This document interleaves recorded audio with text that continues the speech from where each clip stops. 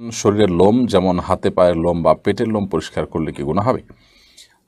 শরীরের অবাঞ্ছিত লোম যেগুলো পরিষ্কার করার জন্য হাদিসে পরিষ্কার নির্দেশনা রয়েছে সেগুলো তো আমরা পরিষ্কার করবই। যেমন আমাদের যে আ যে সমস্ত আপনার বগলের নিচে, নাভির নিচে পশম আছে, নখ আছে, মোচ আছে, এগুলো কাটার পরে পরিষ্কারভাবে নির্দেশনা রয়েছে নবী করিম সাল্লাল্লাহু আলাইহি ওয়াসাল্লাম। এগুলোকে সুনানুল ফিতরাহ বা প্রকৃতিগত সুন্নাহর অন্তর্ভুক্ত বলা হয়েছে। সমস্ত নবী রাসূলগণ এই সুন্নাহ পালন করেছেন। সেই জায়গা থেকে আমরা সেই লোমগুলা তো পরিষ্কার করবই।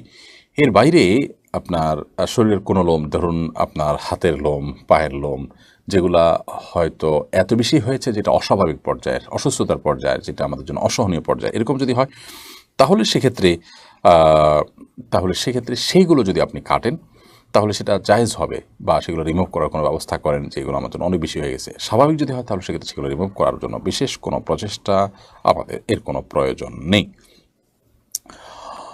এরপরে যদি এমন হয় যে স্বাভাবিক পশম সেগুলো আসলে কাটার কোনো নির্দেশও নেই এবং এটা আপনার জন্য বিরক্তিকর নয়, কিন্তু তারপরে সেগুলো আপনি কাটছেন, তাহলে সেটা আবার কাটা অনুচিত হবে।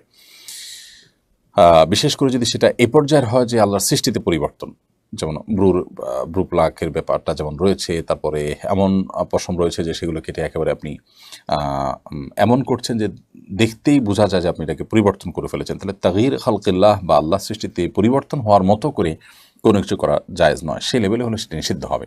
এটা নির্ভর করে যে আপনি কী করছেন, কতটুকু করছেন, সেটা দেখতে কেমন হচ্ছে, বিশেষ করে সেটা অমুসলিম কারোর সাথে সাদৃশ্য গ্রহণ হচ্ছে কিনা। যদি সেটা হয়, সাদৃশ্য যদি হয় তাদের সাথে, তাহলে সেক্ষেত্রে সেটা নাজায়েজ হতে পারে। এমনিতে কমন কথা হলো যেগুলো পরিষ্কার করার নির্দেশনা রয়েছে নাভির নিচের, বগলের নিচে এবং মোচ ইত্যাদি, সেগুলো তো আমরা পরিষ্কার করবই।